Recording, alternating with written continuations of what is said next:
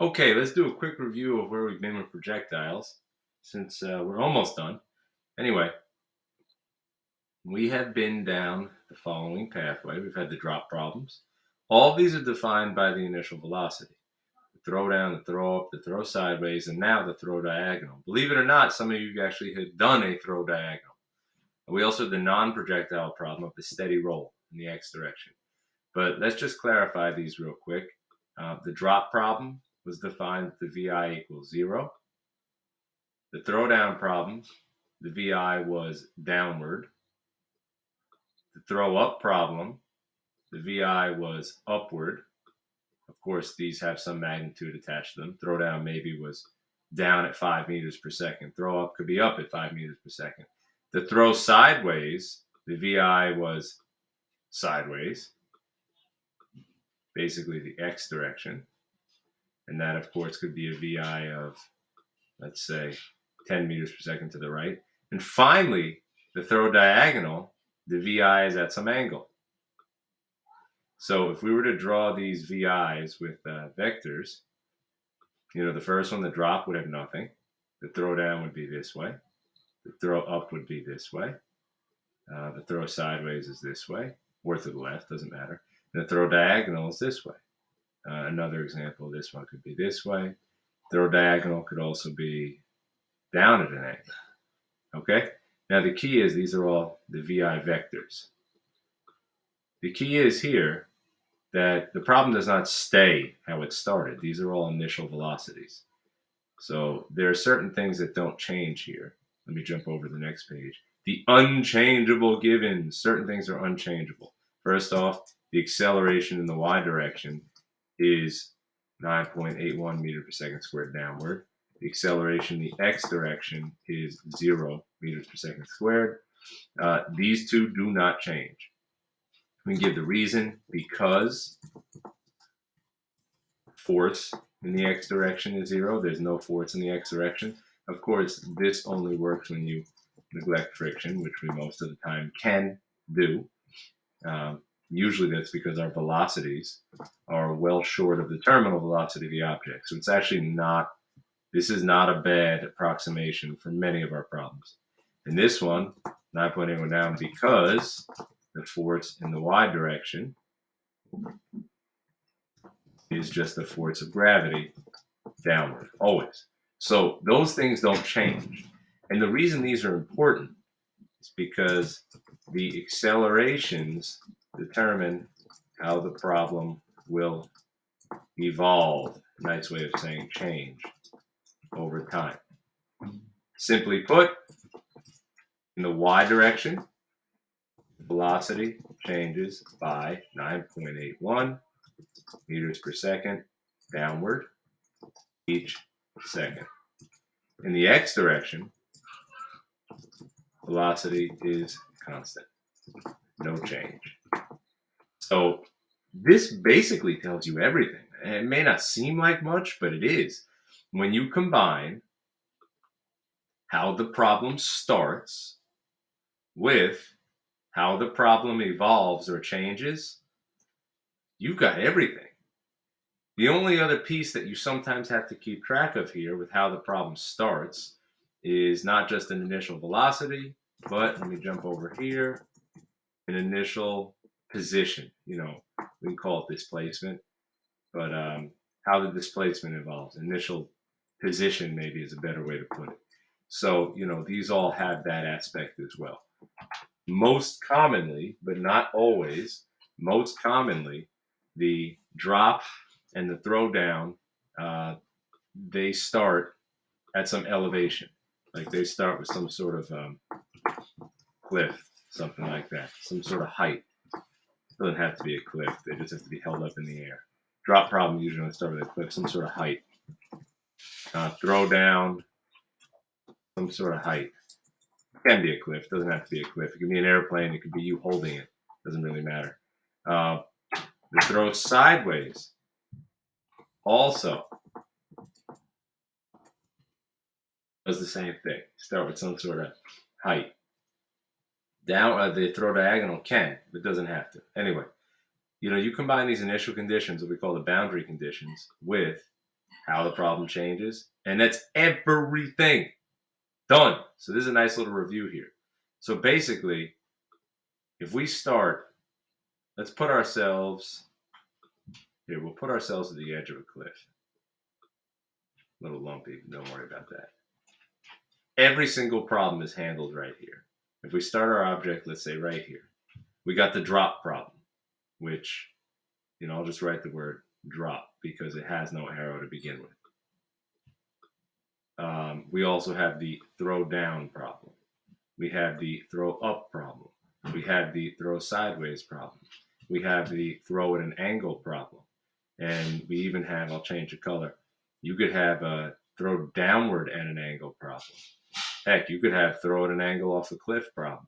But basically, you realize all of these are following the same set of rules, which is the acceleration, how it changes.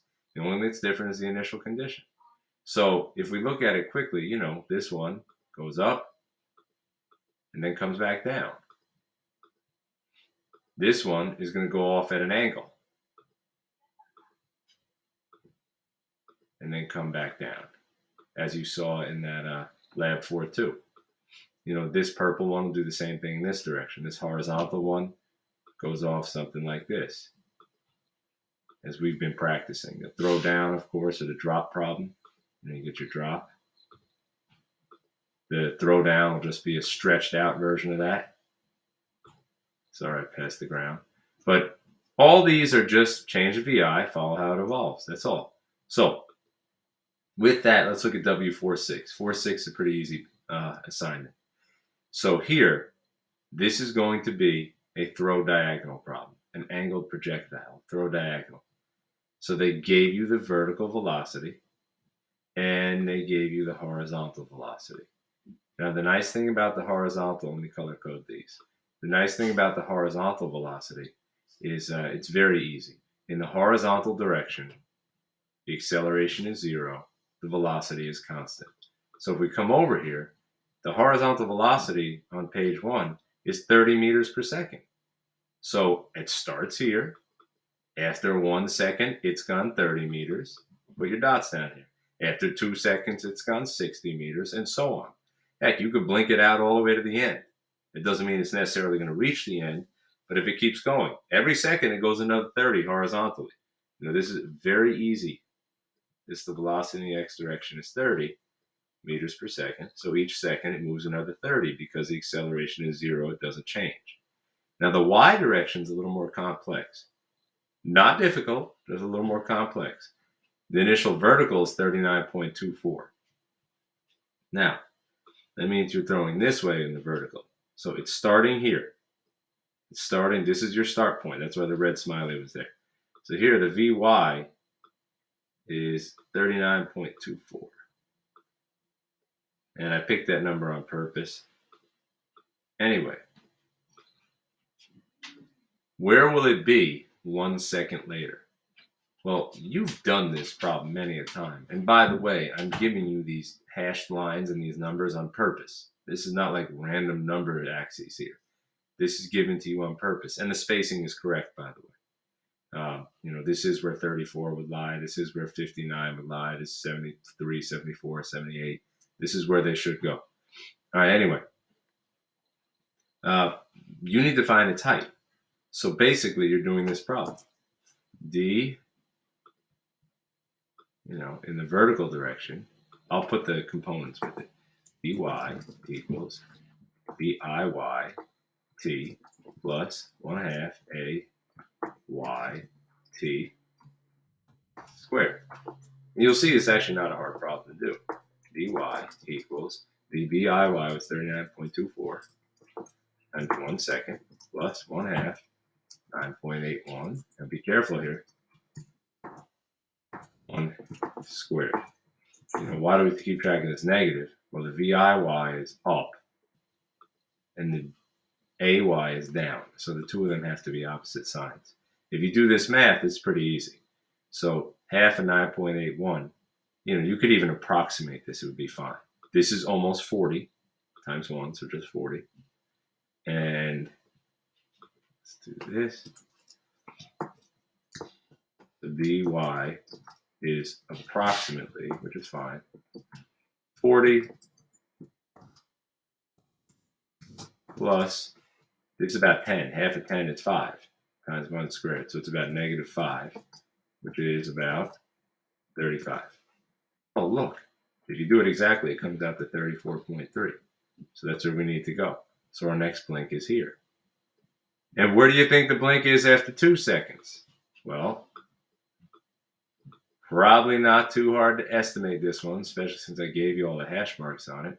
But if you were to run this for 2 seconds, dy would be about 40 times 2 plus 1/2 -10 times 2 squared. Well, that's not too hard to do. dy is about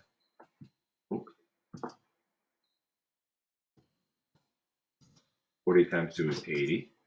And we're going to have plus 2 squared is 4.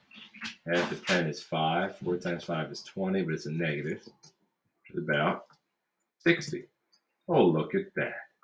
Next dot's going to be at about 59. And of course, you'll see next dot, next dot. Now, the key is, where do they come together?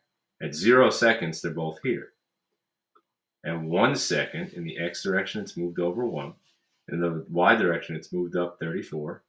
That's where it'll be. After another second, and so on. Now, it would do you well to remember that the throw up problem comes back down following the same pattern. So this actually is a very easy problem to do once you set it up. So let me give you a little summary comment here. The summary comment is the angled launch, aka